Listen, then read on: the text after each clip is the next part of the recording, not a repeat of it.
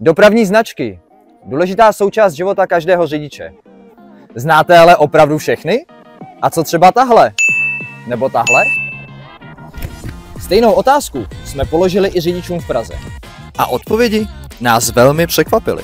Ze 130 tázaných řidičů nám na otázku, co znamená tato dopravní značka, odpovědělo 57% špatně, 18% tuto značku nikdy nevidělo a pouhých 25% nám odpovědělo správně. Jak lze tedy vidět? Většina řidičů nemá vůbec ponětí, co tato značka znamená. A důvod? Lidé nám totiž často zaměňovali minimální rychlost s doporučenou. Doporučenou rychlost jistě všichni znáte a poznáte. Doufám. Naopak, kulatá modrá značka s bílou číslovkou je značka s označením C6A a znamená nejnižší povolená rychlost. Tato značka přikazuje řidiči jet nejméně takovou rychlostí v kilometrech za hodinu, která je vyjádřena číslovkou na značce.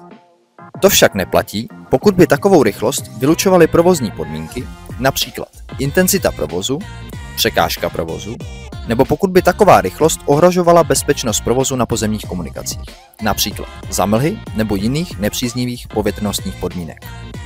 S takovou značkou se můžete setkat na českých silnicích opravdu málo kdy. Svoje uplatnění najde například tam, kde by se třeba řidiči chtěli za jízdy kochat okolní krajinou nebo volně pobíhající zvěří a nebezpečně zpomalovali.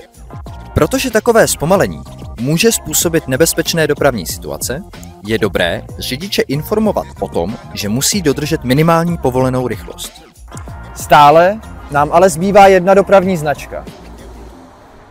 Pokud ji znáte, napište nám do komentářů.